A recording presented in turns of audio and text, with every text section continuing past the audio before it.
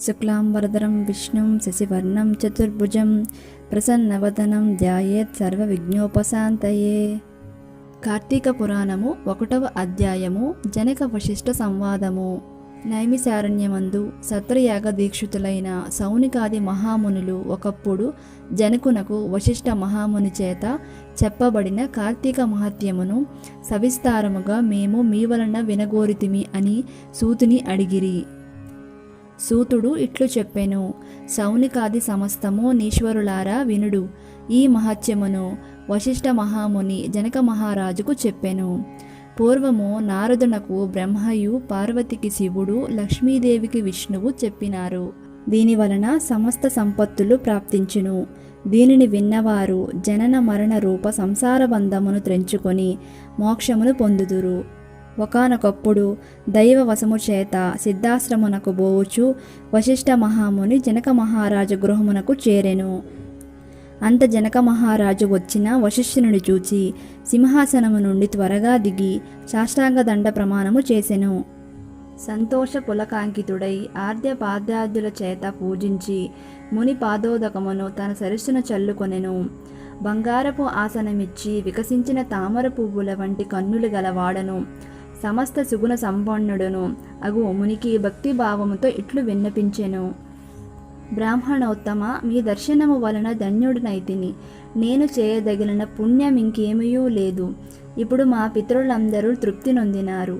మహాత్ముల యొక్క దర్శనము సంసారుల కుదర్లభము కనుక ఇప్పుడు మీరాక నాకు శుభములకు కారణమైనది. సూతుడిట్లు చెప్పెను.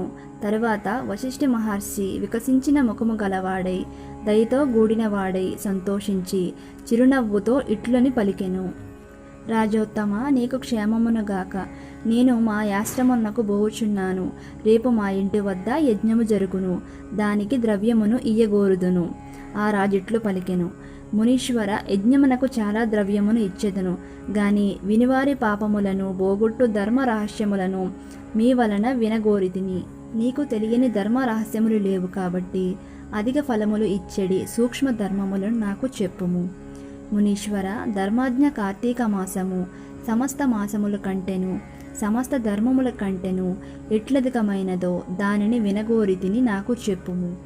వశిష్ఠుడు ఇట్లు పలికెను: రాజా, పూర్వపుణ్యము వలన సత్వశుద్ధి గలుగును. సత్వశుద్ధి కలిగిన పుణ్యమార్గమందు అభిలాష గలుగును. లోకోపకారమైన నీవడిగిన మాట చాలా బాగున్నది. చెప్పెదను వినుము. విన్నంతనే పాపములు నశించును, సత్వగుణము కలుగును.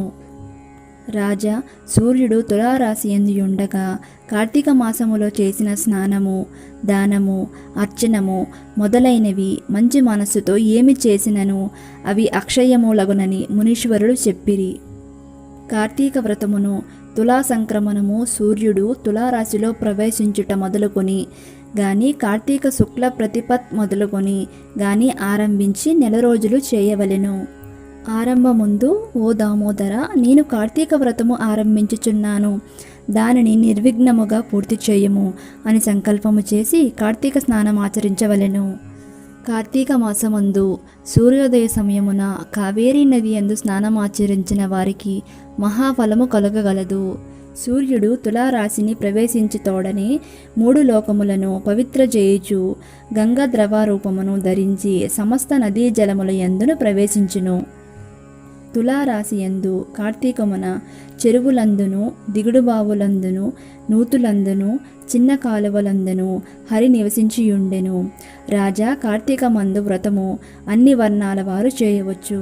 బ్రాహ్మణుడు కార్తీక మాసమందు గంగకు పోయి నమస్కరించి హరిని ధ్యానించి కాళ్ళు చేతులు కడుక్కొని ఆచమనమును చేసి శుద్ధుడై మంత్రముల చేత భైరవాజ్ఞను పొంది మొలలోతు జలమందు స్నానము చేయవలెను.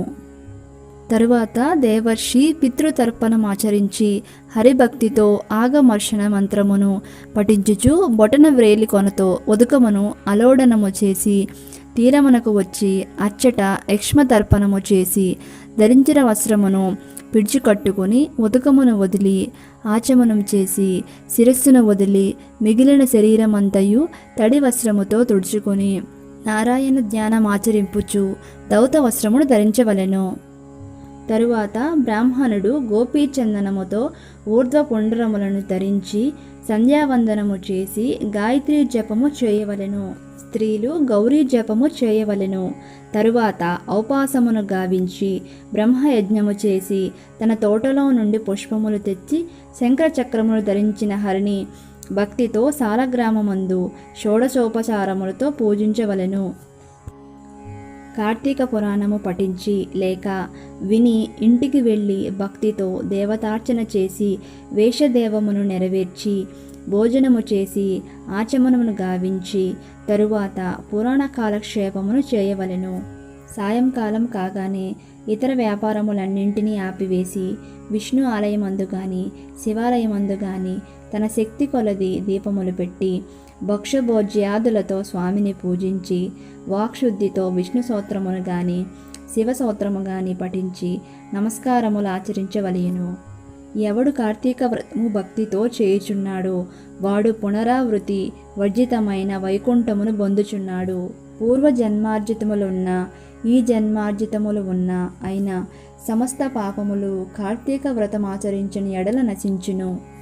బ్రాహ్మణుడు గాని క్షత్రియుడు గాని వైశ్యుడు గాని శూద్రుడు గాని ఋషీశ్వరుడు గాని స్త్రీలు గాని బద్దలతో కార్తీక వ్రతమును చేసిన ఎడల వారికి పునరావృతి లేని వైకుంఠమునందుదురు. ఎవడు కార్తీక వ్రతం ఆచరించు వారిని చూసి సంతోషించెనో వాని యొక్క పగటి కాలమందాచరించిన పాతకము నశించును. ఇందుకు సందేహము లేదు. ఇంతటితో 1వ అధ్యాయం సమాప్తం.